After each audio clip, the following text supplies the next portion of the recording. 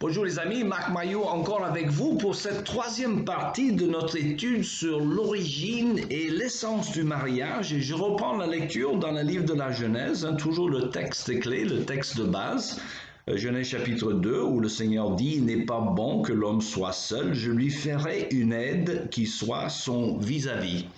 Et je reprends un peu plus loin, verset 21. « Alors l'Éternel Dieu plongea l'homme dans un profond sommeil, et pendant que celui-ci dormait, il prit une de ses côtes et referma la chair à la place. Puis l'Éternel forma une femme de la côte qu'il avait prise de l'homme, il l'amena à l'homme. Alors l'homme s'écria, « Voici bien cette fois celle qui est os de mes os et chair de ma chair.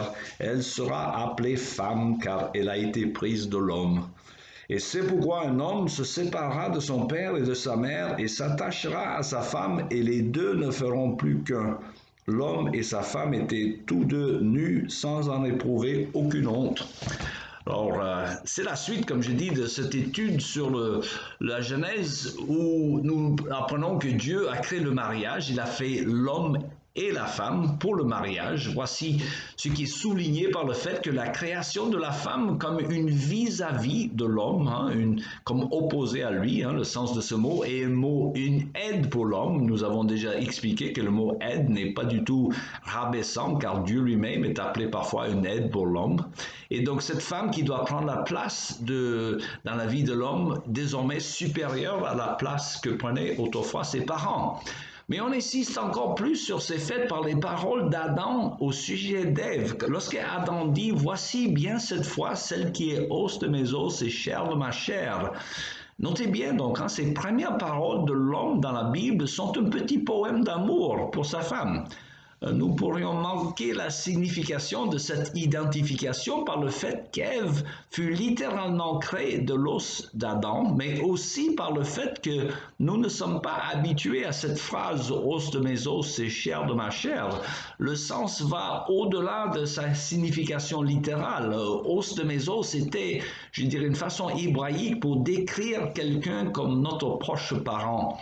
Donc la chose la plus fabuleuse et unique au sujet du mariage, c'est qu'il crée une nouvelle famille, ce qui est importante, fondamentalement importante, malgré toutes les distractions, la belle robe, la cérémonie solennelle, au moins autrefois, la célébration joyeuse.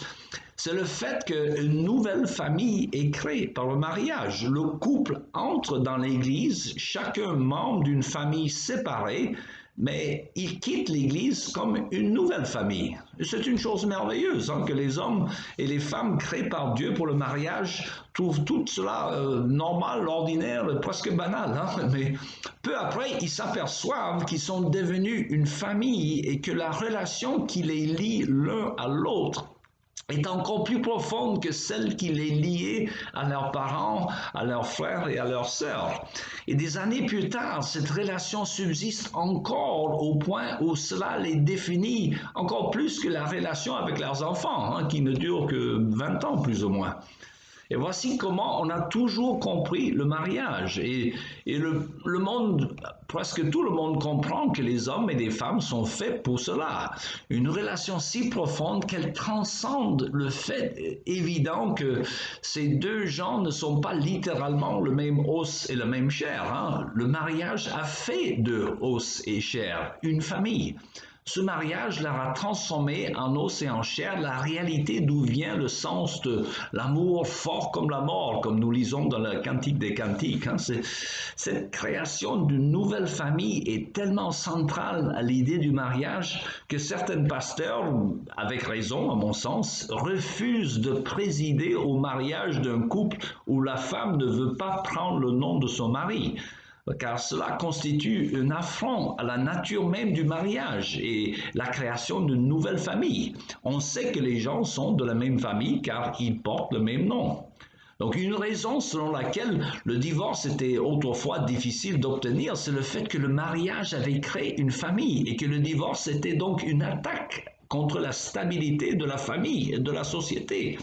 On ne peut pas changer de famille, elle est par définition permanente, car le mariage n'est pas une relation commerciale, mais une relation d'alliance permanente. Je vous explique un peu la différence. Vous savez, une relation commerciale, c'est la relation que nous avons, mettons, avec notre traiteur, hein.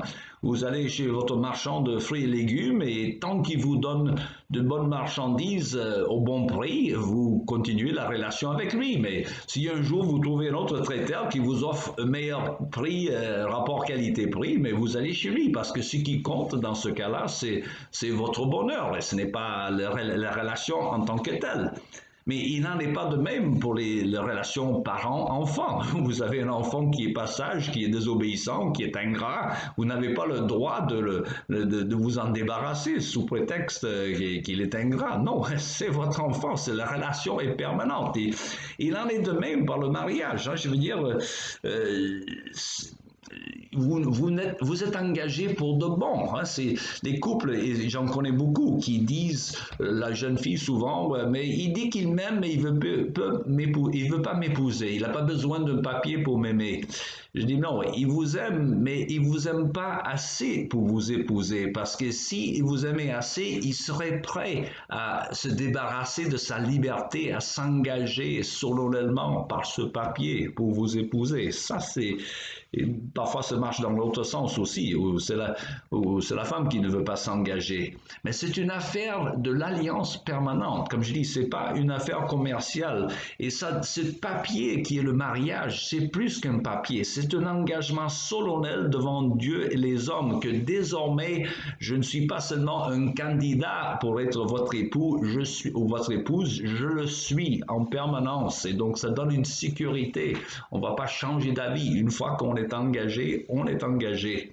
Alors, je m'arrête ici avec cette tentative de montrer comment la Bible définit le mariage en expliquant seulement son origine. Hein.